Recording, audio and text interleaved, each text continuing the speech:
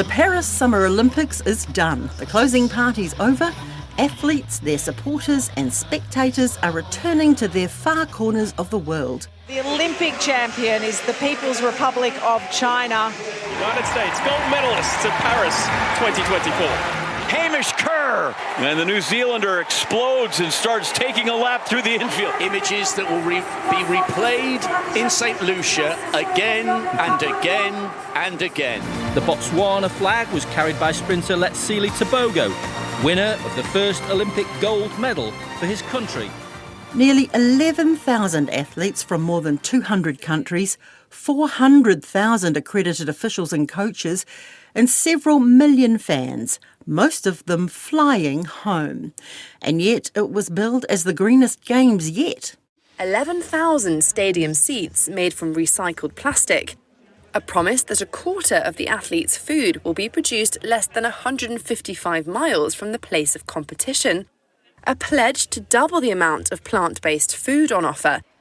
And an additional 3,000 pay-as-you-go bikes for spectators to get around. Don't forget the cardboard beds, the lack of air conditioning, and using the River Sand instead of a purpose-built venue, not all of which was appreciated by the athletes. Yes, we're looking at portable air conditioners. Some countries have decided to bring their own AC to the village, including, notably, the United States of America. The athletes wanted more meats and protein, especially came to a head when the Olympic Village rationed eggs. Well, the men's triathlon was delayed by 24 hours because E. coli levels in the river were deemed unsafe after some heavy rain in the few days leading up to it.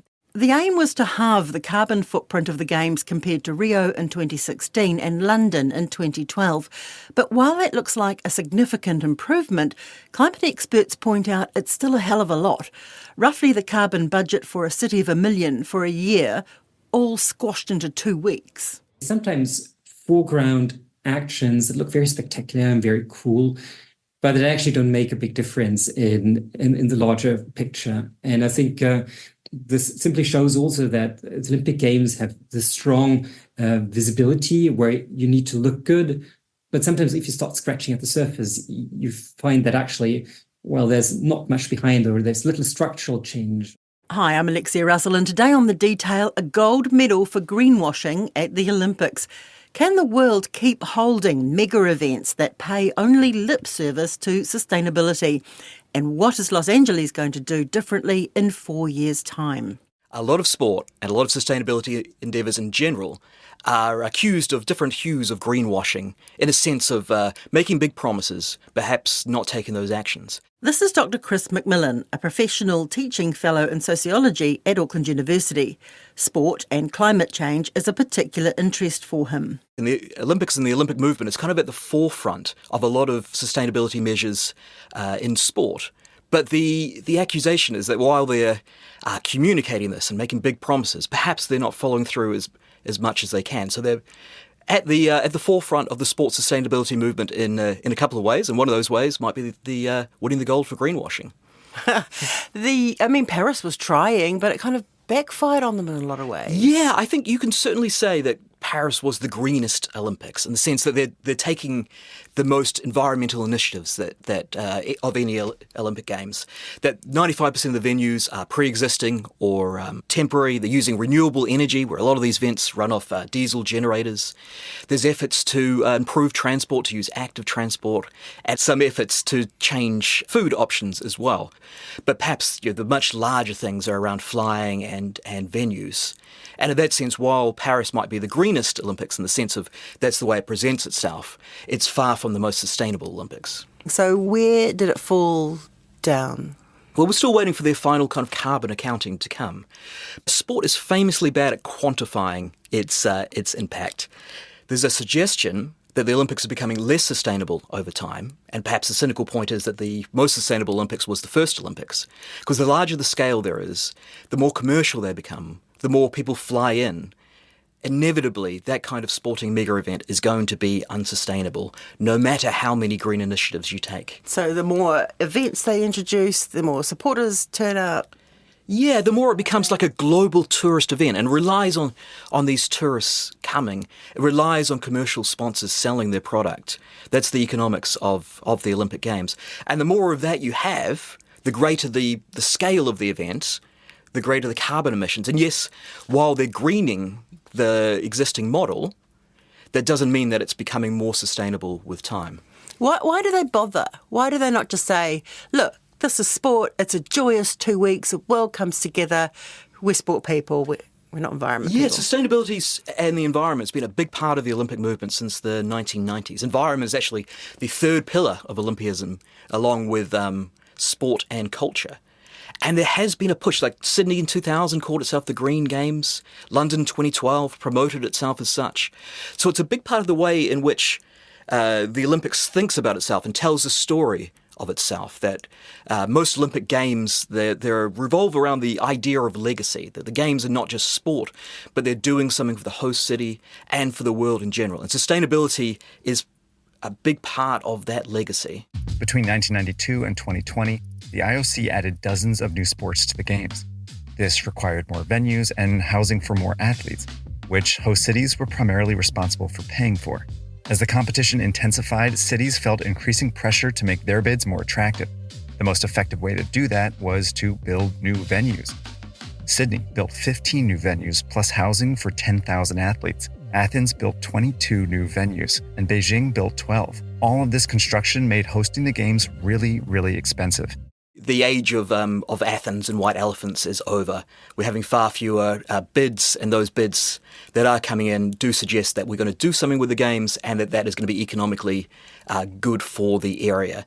So that, yes, sustainability is part of the economic plan. Legacy is part of the economic plan by necessity, because we don't have the money to build these bigger venues anymore. But the biggest structural change would be to say we're running this not as a tourist spectacle, not for the benefit of sponsors. I mean, we're saying it's a sustainable event, and then Coca-Cola is one of the main sponsors with all its plastic bottles. And while they're doing some work around there, nonetheless, that plastic pollution is a significant issue.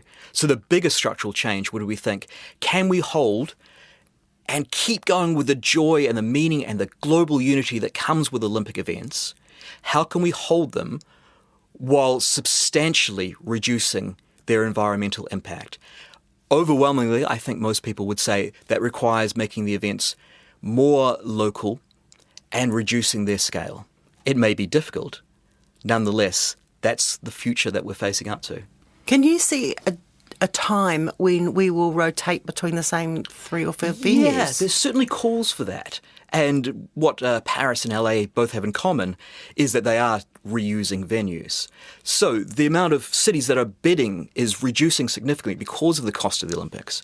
So while it might be controversial to say we're going to have one Olympic city or we're going to rotate between 2 or 3 cities because that has its own difficulties, I think that's happening already. There's only a few cities that can actually hold Olympics without building 10 different venues, although Brisbane is perhaps a slightly different model. The 2032 Olympic and Paralympic Games are supposed to be a shining moment for Queensland, but tonight, multi-billion-dollar plans for major sporting venues have been upended. When Queenslanders are struggling with housing and other costs, I cannot justify to them spending $3.4 billion on a new stadium. But LA is building nothing. Yes. We're not building any permanent venues. Our budget's $6.8 billion. And so from a sustainability standpoint, when you don't have to build anything, you start in a pretty good place. One of the few places that could probably justify that, using the UCLA student accommodation as the athlete accommodation, using all the venues they have across LA, and taking away construction emissions is a huge part of Olympic sustainability and sustainability in general. Did that have to be a very proactive decision they made, or was it really obvious that they could do it on existing facilities? I think it is a proactive decision. So LA and Paris, they bid at the same time. But the way in which it's viable for LA and gets the support of the administration there is because they didn't have to build new venues. So the two kind of jive together. Well, with sport in general, America does do the big stuff well, and they can embrace that. So, yeah, and they would, I imagine, they'd be not short of a volunteer base to do it as well, which is another vital element to any games of that, size. Newstalk ZB Sport presenter and reporter Andrew Alderson's racked up a fair few air miles going to 3 Olympics, Beijing, London and the 2010 Vancouver Winter Games. But this time he covered them from home. He's still recovering.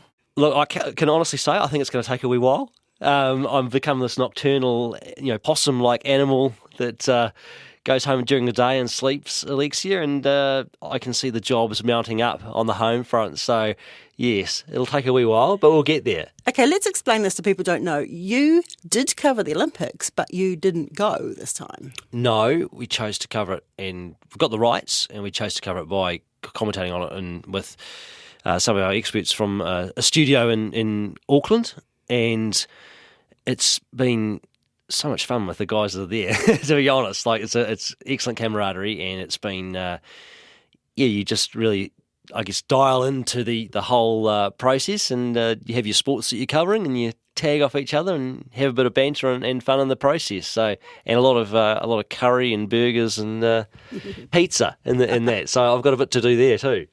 So what was behind that decision? Was it purely financial, or was there a sustainable reason as well? Well, I think that, it's I mean, in the modern day, financials you've got to be looking at. Look at what's happening with media companies around the way. Yes, I suppose it's, in a way, it's disappointing, but I've had the privilege of being able to go to some Olympic Games and Commonwealth Games, etc. And would you rather have a job? Would you rather go to the Olympics? I mean, you look at other companies out there, and some companies have maybe invested in the Olympics, and it's, I think, difficult to justify on that basis sometimes, in that media is in an awkward position at the moment, and that to hold on to those jobs and to keep it sustainable, you've got to be looking at your bottom line. That's the very nature of the business that we're in with commercial radio. And accidentally sustainable at the same time. You're not flying across the world and yes, emissions. We're very green. The Olympics, when did they start going green? Because the environment was added as a pillar, wasn't it, to sport and culture of the Olympics? Well, I think it's probably added as a pillar everywhere now, isn't it? We've got to be aware of these things with the environment, and it's. We've seen it in Paris, for argument's sake, with the Seine. I mean, that's a really debatable topic, and will probably continue to be so. Should those athletes have swum in the Seine? And there was plenty of coverage around whether that was or wasn't a good idea as a case. I mean, it was convenient that the water levels were okay on the day, and you had the mayor jumping in the drink and all that sort of stuff. And they'd invested money to try and clean it up, and they want to put a pool in the Seine and all this sort of stuff. But I think that my gut feel, it's probably a bad turn of words, but is that those athletes are almost used as pawns there to showcase the city of Paris in a way, because they could have held it anywhere, couldn't they? And they could have had it at the rowing venue, for argument's sake, and had them coming out of the rowing venue and cycling from there back into Paris. But they wanted them on the ground, and because you can see it in the shots, and I don't blame the French for doing it. Every Olympic city does it, where those shots are not by accident. They framed the city perfectly. I mean, I love Paris as a city, and you can see it in the backdrop. Les Invalides and Invalides, and all the other down the Champs-Élysées, and you're seeing the Arc de Triomphe every few minutes, and you're seeing the Eiffel Tower in the backdrop, Louvre, and it just looks amazing. I mean, that's part of an Olympics, isn't it? Showcasing the city that it's in. Yeah. It's how much do you get in the return on investment on that, though? That's the intangible in a way. But how can any Olympics claim green credentials when the object of it is to fly athletes pretty hard all over the world? Yeah. So, there is an element of hypocrisy there, if you like. And New Zealand, though, is particularly guilty of it, isn't it? Just by virtue of our geographic isolation. Not only do our athletes have to fly a long distance, but a lot of them train overseas as well. Yeah, I mean, should they be punished for that distance? It's probably beyond their control. And if they're working within the Olympic system, I mean, they've got to have their ambitions, and if that's what they want to do, I don't really blame them for that. Yeah. Paris only built 2 new venues, and they had 2 new buildings for it. I think the media centre was new, wasn't it?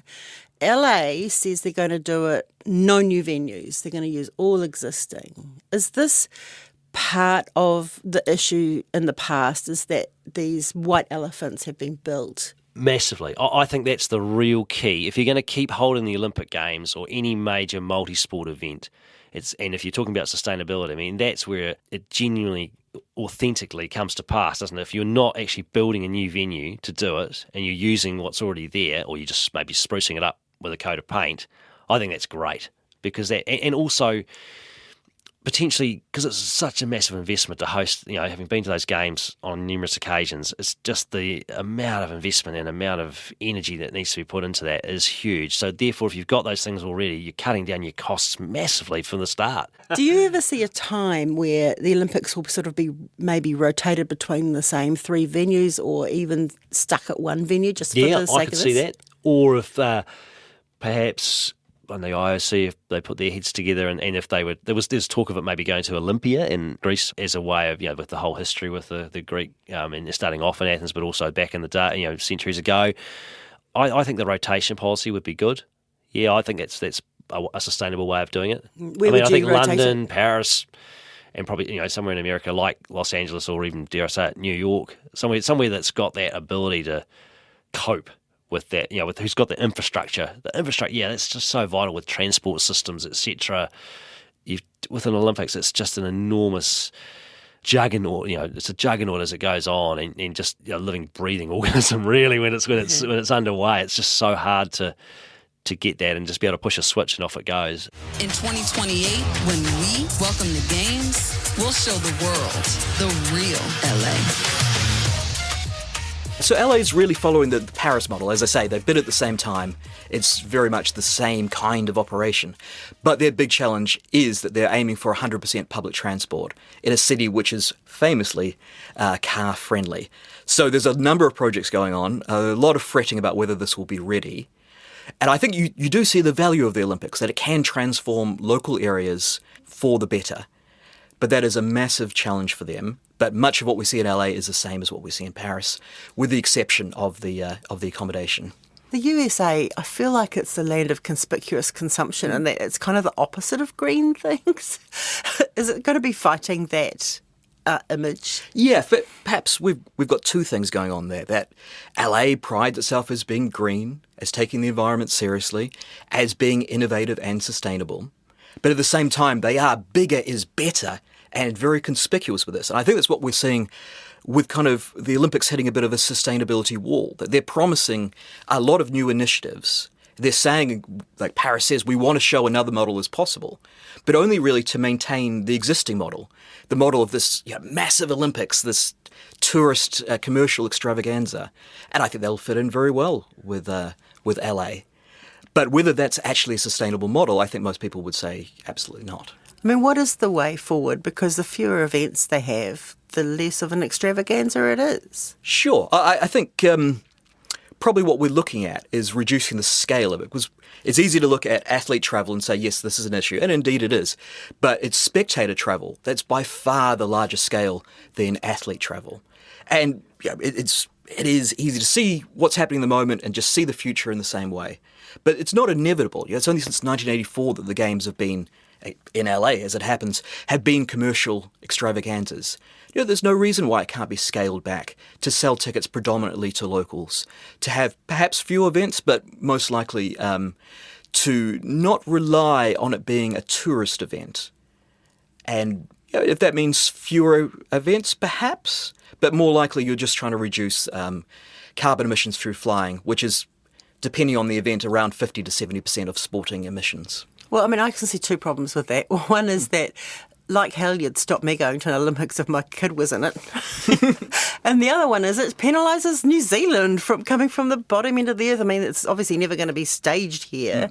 So we're all going to have to travel if we want to see a Games.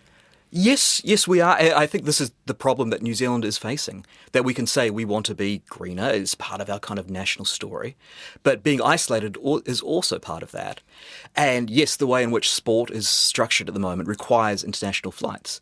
And we can see how that, that athletes may feel like they are making a sacrifice.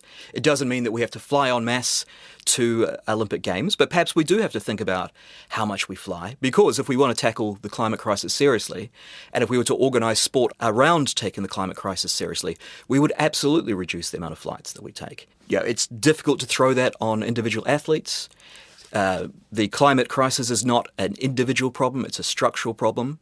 We can restructure sport in order to take that into account. An example might be New Zealand rugby. Did they need to fly to the US to play Fiji? If you were taking the climate crisis seriously, is that something you would do? Now, you can see it from New Zealand Rugby's perspective, that they're taking it to a new audience. They're taking it to an audience. There's commercial gain from that. But if you are going to take it seriously, that's not something that you would do. So what are the sports that are the worst for not being sustainable? So anything in which you're flying regularly, so something like golf or tennis, in which you're flying large distances with a fan base, and there's also, on a sort of a more local way, anything around snow sports, the use of mountains. That may be that there's not a lot of flight involved, but that has quite an impact on the immediate environment. But golf, tennis, cricket, these are things we're worried about. So does it make the Winter Olympics worse than the Summer Olympics? Certainly in terms of the impact of the climate crisis on sport, the Winter Olympics there's a really big fear there.